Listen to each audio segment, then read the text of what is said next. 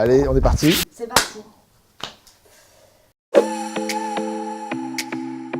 La première chose qui est essentielle pour les marques de luxe, c'est le suivi de leur image, donc au travers des baromètres d'image. Le deuxième, c'est le suivi du business, au travers de la satisfaction et l'expérience en boutique et en e commerce. Le troisième, c'est tout ce qui est lié à l'innovation.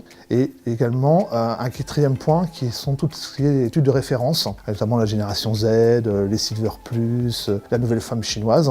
Et tout ça, en fait, ce pôle, il rayonne à l'international parce qu'on fait à peu près 80% de notre chiffre d'affaires à l'international.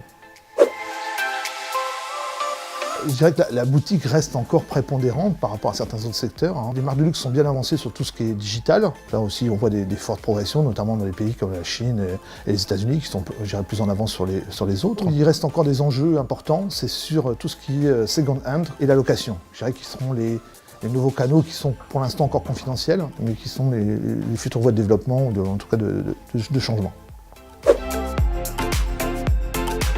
On parle globalement des moins de 35 ans. Ils ont une part grandissante dans les acheteurs du luxe. C'est-à-dire qu'aujourd'hui, notamment en Chine, dans les pays où la population est un peu plus jeune, ils ont vraiment un pouvoir d'achat très très important. La deuxième chose qui les caractérise et qui a un vrai impact dans le luxe, c'est toute leur demande d'engagement éthique de la part des marques. Alors je parle de l'écologie, je parle de tout ce qui est responsabilité sociale, et je vais dire jusqu'à l'engagement dans l'art aussi, qui est quelque chose qui marche bien auprès de ces générations-là. Après, en termes de comportement, évidemment, c'est ceux qui adopteront les comportements d'achat, je dirais, les plus digitaux, les plus second-hand, et tout ce qui est lié à la location.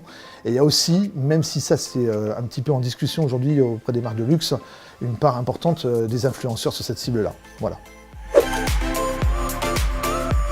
Alors ne pas, parce que je trouve que c'est, même si j'en parle pas souvent, mais c'est juste plus l'exception, c'est plus le luxe, c'est plus Festival de Cannes, donc voilà. Ça sera New York pour l'énergie. C'est pas la matière qui compte, pour moi c'est les créateurs.